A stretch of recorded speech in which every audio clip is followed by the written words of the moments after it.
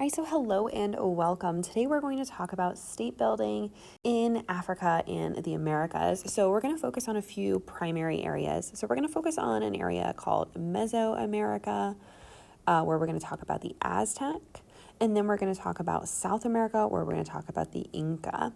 Then we're going to hop over to Africa, where we're going to talk about West Africa, and we're going to talk about East Africa and some city-states that emerge there. All right, so first, like I promised, we're going to talk about expansion and consolidation in Mesoamerica. And remember, when we talk about expansion and consolidation, we're talking about the role of the state and why we have states, right? And we have states to organize society's resources. So that could be labor, that could be goods, it's for trade, and also to enforce laws, right? To protect people, to make sure that social norms or ways of living are accepted and acted upon by all. All right, so as promised, we are going to talk about the Aztec first. And I wanted to kind of give you a glimpse of state building there. So, right, how do we build, consolidate, and maintain the state, right, the political entity? And remember, it's for resources and also for enforcing law. So let's look through this primary source document and see what evidence we can find of those things. So the first thing I like to do when I look at a primary source document is I like to read the source line. So here you can see this is by Bernal Diaz del Castillo, who's a Spanish conquistador, so he is not an Aztec.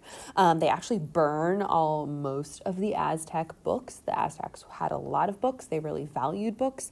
The Spanish burn a lot of them, so we have a lot of Spanish records of the Aztec, not a lot of Aztec records of the Aztecs. And this is a memoir, so a personal book that he wrote called Conquest of New Spain. And it's from 1565, so it is from about 40 years after the Aztec are conquered by the Spanish. So let's look for that evidence of state building. He says here, we had a clear prospect of the three causeways. So, right, we know that they are building a lot of stuff by which Mexico communicated with the land, and of the aqueduct of Chapultepec. So they're complex enough and organized enough, right, in terms of workers, in terms of resources, to build aqueducts and causeways, which supply the city with the finest water. We were struck with the numbers of canoes. So think about the population passing to and from the mainland, loaded with provisions and merchandise, which we could now perceive that in this great city and all the others of that neighborhood, which were built in the water, impressive. The houses stood separate from each other, communicating only by small drawbridges and by boats, and they were built with terraced tops, right? So again, we can see kind of the level of organization required and technological prowess.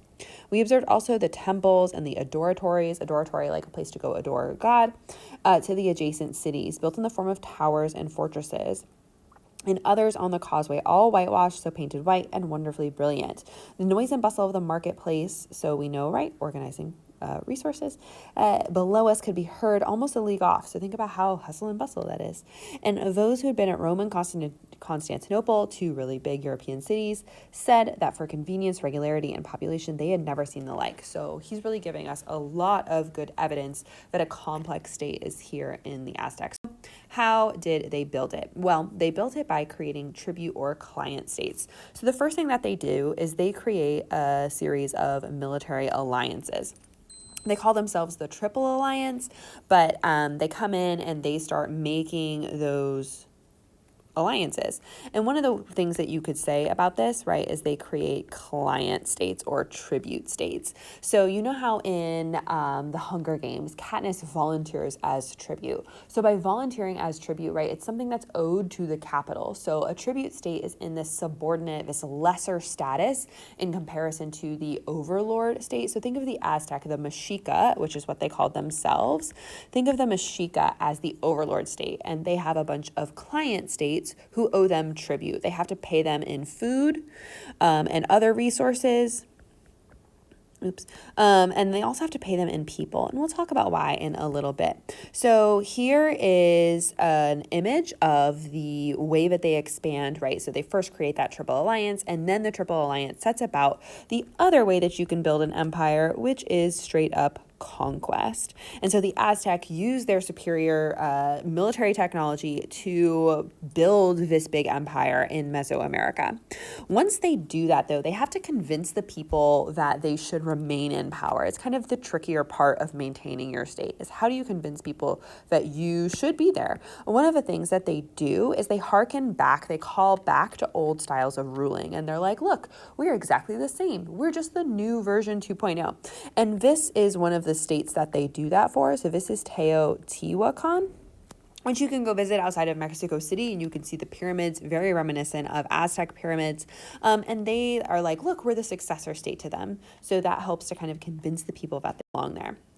The other thing that they do to convince people that they should maintain power and control is they use religion. So the Aztec religion is very complicated, and it's what we call polytheistic. So that means that there are a lot of gods and goddesses, and there are two primary gods and goddesses, or gods, I guess, that we should talk about: Tlaloc and Huitzilopochtli.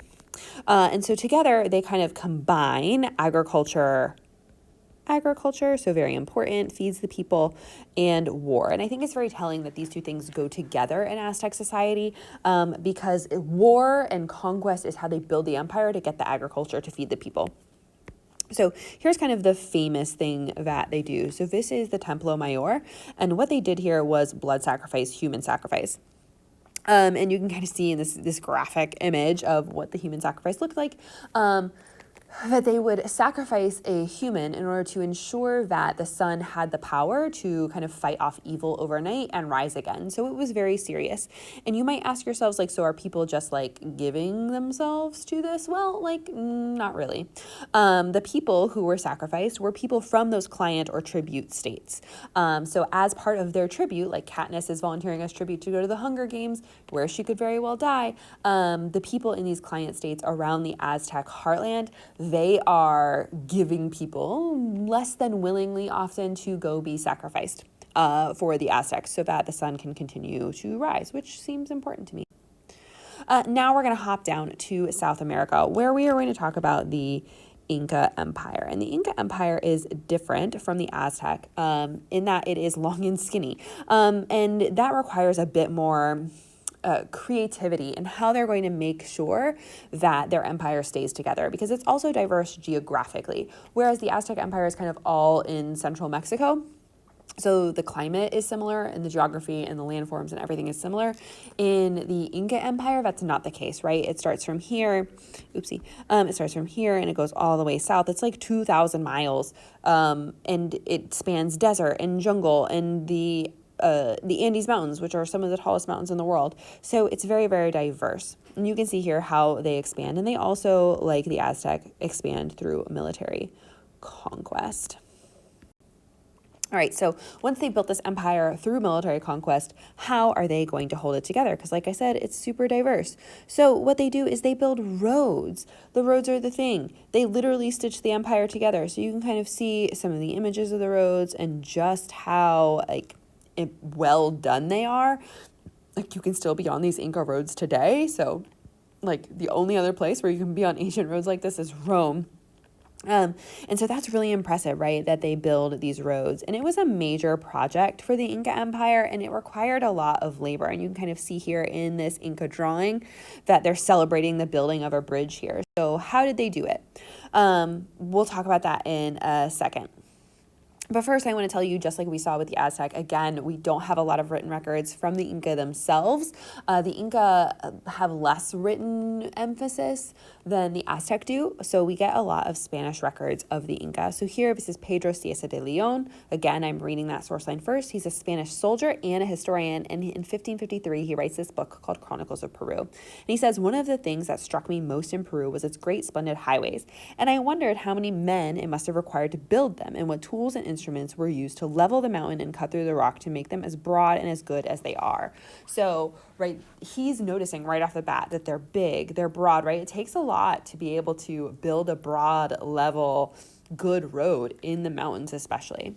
And he says, it seems to me that if the king of Spain wanted to build a highway from Quito to Cusco, I do not think he could do it, even with all his power, unless he followed the method the Inca employed. So obviously they're very skilled craftsmen when they're building these roads.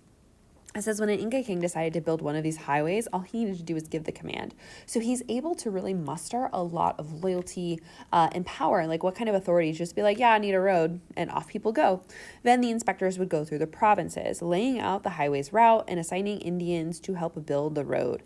In this way, the road was built in a short time from one boundary of the kingdom to the other. So think about the level of organization. Again, we were talking about the role of the state here. So they're very organized. Says the Inca rulers built many of these roads and were so full of pride that when one ruler died, his heir would build his road larger and broader if he intended to set out on a conquest. So, right, they're kind of upping each other. The Inca were also pretty famous for like rebuilding capital cities and other things to really show off the new ruler that he was powerful and mighty. Right, so how did they build these roads?